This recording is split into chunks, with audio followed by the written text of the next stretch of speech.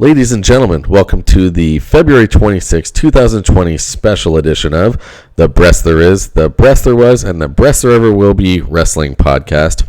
As always, I am your host, Mikey B, WWE, and today's special broadcast is a prediction show for WWE's pay-per-view show, its latest one in the Saudi Arabian series, WWE Super ShowDown 2020.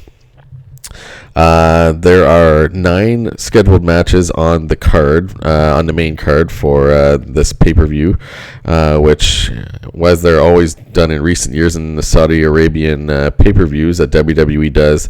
They're done during the week on usually a Friday. In this case, it's going to be on a Thursday. So, and as always, in my predictions, I don't take into account any of the kickoff matches.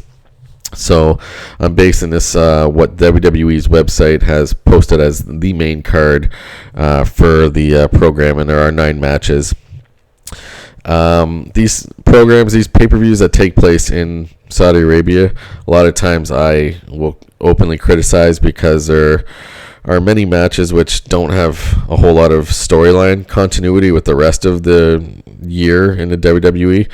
You have appearances by guys like Goldberg, who's essentially retired, who's going to be appearing in a championship match, which I'll be talking about a little bit later. But you get a lot of these one-off, big payday types of matches for these guys showing up, and you know they're not going to be fighting more than this week. So, I don't know. I'm not a big fan of these programs, and as a result, they should be relatively easy to predict for the most part anyways. But I know Vince McMahon and company, they'll always throw in the odd twist once in a while. But anyways, let's get right to it. The first of the 9 matches is between Angel Garza versus Humberto Carrillo, and I will choose Humberto Carrillo to be victorious in that match. The second match is Mansoor taking on Dolph Ziggler, and Mansoor has definitely he's from Saudi Arabia, and he's been having a lot of success at a lot of these super shows and other events that have gone down in Saudi Arabia in the last couple of years. So I'm choosing Mansoor to be victorious and give the home crowd the celebration that they're seeking. So Mansoor will defeat Dolph Ziggler. The third match is for the SmackDown Women's Championship and has champion Bayley taking on Naomi.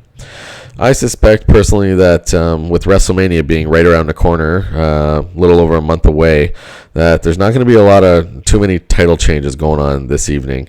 And I think a lot of our champions are already in place, and they're going to set up some good feuds in the next month and a bit for WrestleMania. So I think Bayley will keep her belt heading into WrestleMania at least. So I highly doubt she's going to lose to Naomi at this event. So I'm choosing Bayley to retain her SmackDown Women's Championship. The fourth match is for the Raw Tag Team Championships, and it's the champions Seth Rollins and Murphy taking on the Street Profits, Angelo Dawkins and Montez Ford. Similarly to the previous match, I don't think Seth Rollins and Murphy are going to be dropping their belts yet, so I'm sticking with those guys to retain their titles as well this evening. The next match is the first ever two-week trophy gauntlet match, which features 6 different competitors in a gauntlet style match. We have Rey Mysterio, R-Truth, AJ Styles, the United States champion Andrade, Eric Rowan, and Bobby Lashley.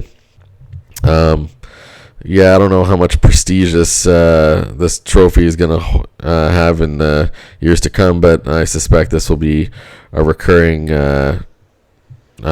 trophy match that they do each year or whenever they have these Saudi Arabian pay-per-views. So not sure how much cachet will be attached to it, but regardless, I think that they're going to go with someone who I think the crowd will probably like and that'll go over well.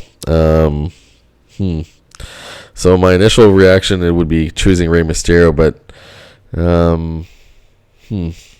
yeah, I know they might also change it up and give it to someone who is a heel character just to mix it up, like a Bobby Lashley.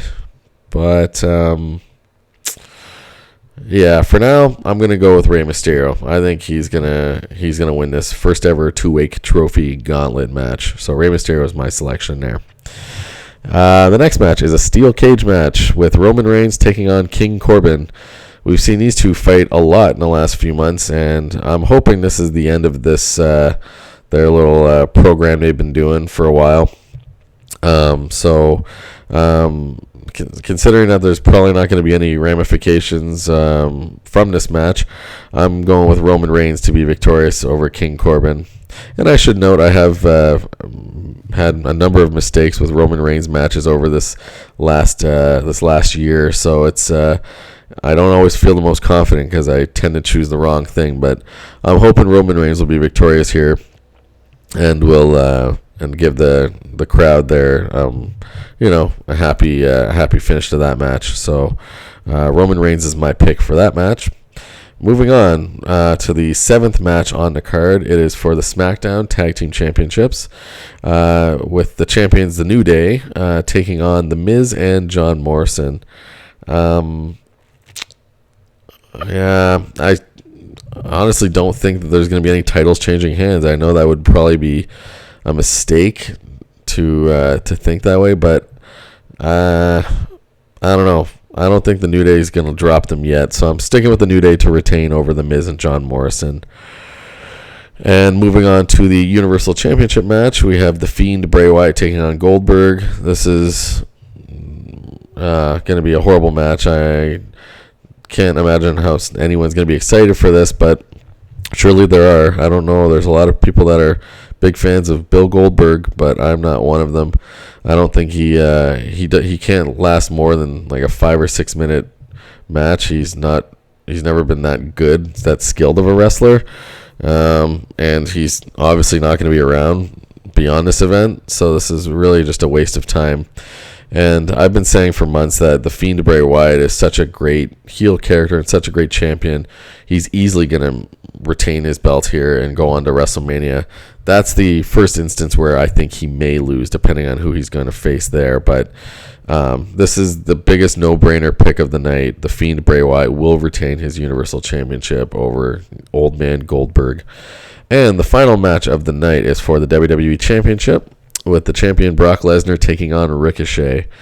Yeah, even though Ricochet will certainly impress everybody in attendance and put everybody on notice, if he hasn't already, with his incredible athleticism and his work ethic in the ring, this isn't happening. Brock Lesnar, similarly to some of these other champions current champions in WWE wants to keep Brock Lesnar the champion heading into WrestleMania in over a month's time or whatever. So Brock Lesnar will defeat Ricochet. Who knows? Maybe Ricochet will have a great year and get an opportunity to at another championship match, but he will not be defeating Brock Lesnar at this pay-per-view show.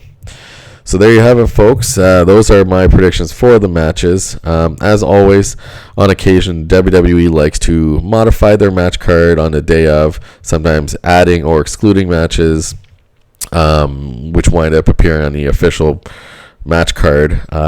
For my own prediction count, I only do keep track of, and I only count the ones which I've already announced my prediction to, and which actually wind up appearing on the card itself.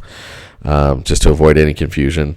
And yes, I do realize I am behind in updating my percentage score. I will most definitely be updating that approaching WrestleMania time, so we can see how I have fared in my predictions in season 3 this year compared to my first 2 seasons of my podcast.